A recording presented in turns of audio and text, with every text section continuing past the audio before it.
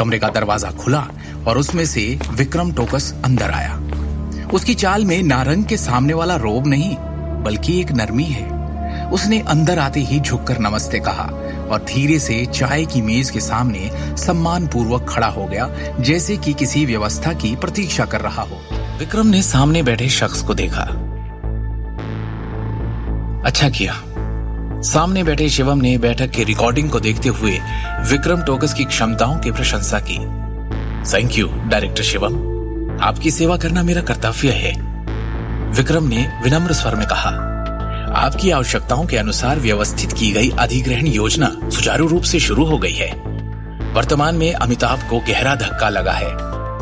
अभी भी बहुत सारे व्यापारिक दुश्मन अपनी चाल चलने के लिए सही समय की प्रतीक्षा कर रहे हैं, विक्रम ने सूचना दी। हालांकि चूंकि अमिताभ और शहर के सिंघानिया परिवार का एक दूसरे के साथ एक मजबूत रिश्ता है, इसलिए सिंघानिया परिवार ने उनकी मदद के लिए हाथ बढ़ाया है और उसे कुछ फंड ट्रांसफर किए हैं, जिससे अमिताभ अपनी वर्तमान स्थिति को स्थिर करने में कामयाब हुआ है। इस मामले में क्या हमें उन पर एक बार फिर हमला करना चाहिए और एक ही बार में दोनों परिवारों को नष्ट कर देना चाहिए? इसकी कोई जरूरत नहीं है, शिवम ने शांति से कहा। वैसे आपको अखिल नारंग के गहने कारखाने के मामले पर अतिरिक्त ध्यान देना होगा। शिवम ने पहले से कुछ सोचा हुआ था, जिसे याद करते हुए उसने कहा, सब कुछ सामान्य प्रक्रिया के अनुसार संभाला जाएगा। कारखाने के निदेशक अखिल नारंग को नारंग समूह की औद्योगिक श्रृंखला के अन्य छोटे शेयर होल्डर्स के जितने ही प्रॉफिट देना सुनिश्चित करें। शिवम ने नारंग के आभूषण समूह को खरीदने के लिए विक्रम के लिए उद्देश्यपूर्ण व्यवस्था की थी, जिसमें स्वाभाविक रूप से अमिताभ के परिवार के तहत संपत्ति और उसके ससुर के गहने कारखाने के ऋण शामिल थे। साथ ही उसने विक्रम के लिए सभी कारखानों को नारंग समूह के नाम से व्यवस्थित करने और उन सभी को समान प्रॉफिट देने की व्यवस्था की। इस तरह उसके ससुर की ज्वेलरी फैक्ट्री को नारंग समूह की औद्योगिक श्रृंखला में वापस आने का अवसर मिलेगा। ये बहुत अचानक या स्पष्ट नहीं होगा कि पर्दे के पीछे से कुछ तार खींचे जा रहे थे।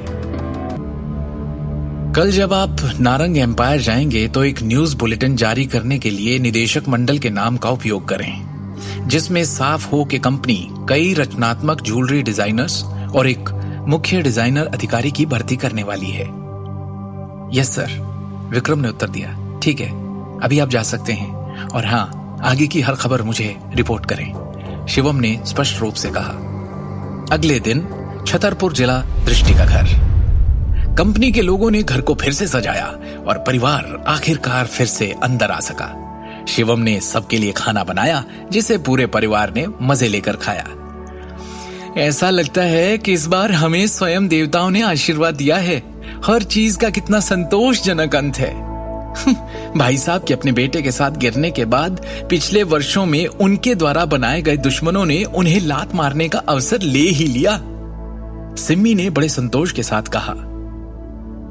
मुझे नहीं पता कि इन सब के पीछे किसका हाथ है, लेकिन हाँ, एक बार मैं खुद मिलकर उसे व्यक्तिगत रूप से धन्यवाद देना चाहती हूं। अपने चेहरे पर एक उज्जवल मुस्कान के साथ अखिल ने कहा, भाई साहब का परिवार बहुत निर्दयी है। उद्योग में लगातार दुश्मन बनाने के बाद ऐसा लगता है कि उन्होंने इस बार अनजाने में कोई बड़ी गलती कर दी है, जिसके कारण ये सब हुआ। वो इसी के लायक है जो उन्हें मिला, सिम्मी ने अहंकार से फूलते हुए कहा। इस बार नए अध्यक्ष ने हमारे आभूषण कारखाने को कंपनी की औद्योगिक श्रृंखला में शामिल कर दिया है, जिससे हमें भविष्य में शेयर और प्रॉफिट दोनों मिलेंगे। हाय, अब ऐसा लग रहा है मानो एक बड़ा संकट टल गया है। भाई साहब और अजीत को वास्तव में इतने सालों के बाद भी कंपनी के प्रबंधन में बड़ी समस्या आई है। चूंकि रायजादा समूह के पास शक्ति और प्रभाव दोनों है, ये नारंग के आभूषण समूह के लिए अच्छा कदम है। हालांकि ये निश्चित रूप से हमारे पिता द्वारा स्थापित पारिवारिक व्यवसाय को एक सार्वजनिक व्यवसाय में बदलने की कोशिश है, अखिल ने एक विवादित अभिव्यक्ति के साथ कहा।